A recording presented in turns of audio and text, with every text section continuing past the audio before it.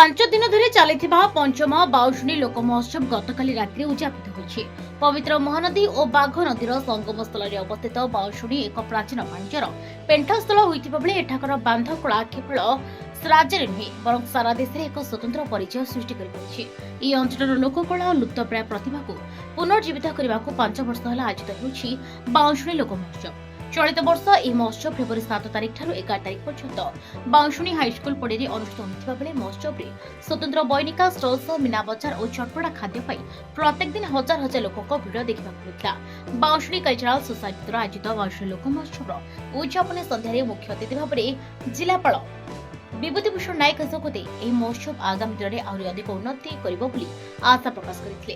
ଏଥିରେ ମହୋତ୍ସବ କମିଟିର ସଭାପତି ଉମାଶଙ୍କର ପାଢ଼ୀଙ୍କ ସଭାପତିତ୍ୱରେ ଅନୁଷ୍ଠିତ କାର୍ଯ୍ୟକ୍ରମରେ ସମ୍ମାନିତ ଅତିଥି ଭାବରେ ବୌଦ୍ଧ ବ୍ଲକ ଅଧ୍ୟକ୍ଷ ପ୍ରିୟଦର୍ଶୀ ପ୍ରତିଶ୍ରୁତ ଜିଲ୍ଲା ପରିଷଦର ସଭ୍ୟ ରାକେଶ ତ୍ରିପାଠୀ, ସମାଜସେବୀ ଓମ୍ ପ୍ରକାଶ ମିଶ୍ର, ସୁଧୀର ମହାକୁଡ଼ ପ୍ରମୁଖ ଯୋଗ ଦେଇଥିଲେ।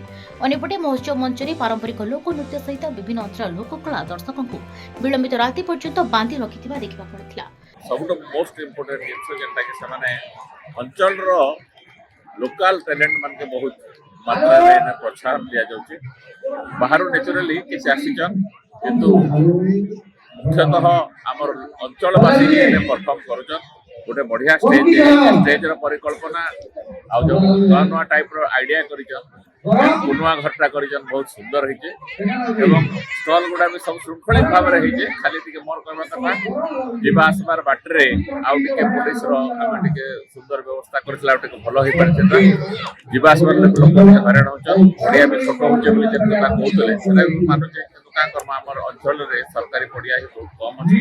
या भी बहुत सुंदर आयोजन होइचे एवं कला संस्कृति लागि उत्कृष्ट स्थान जेने के इने लोकल कलाकार ताको कला देखि बहुत लोक तो देखुन आप प्रकार लोक होइछन जे हमर महोत्सव रे बहुत लोक भी साहाय्य करछन। हमर जति गेस्ट हो कि हमर बाउसुरी अंचल रो समस्त जति भाई माने मीडिया भाई माने समस्त बहुत साहाय्य करिलो।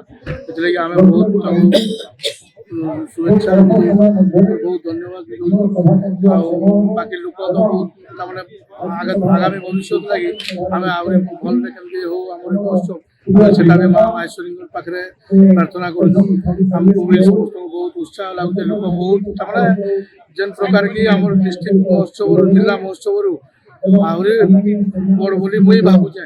Bureau report Hiranchal live.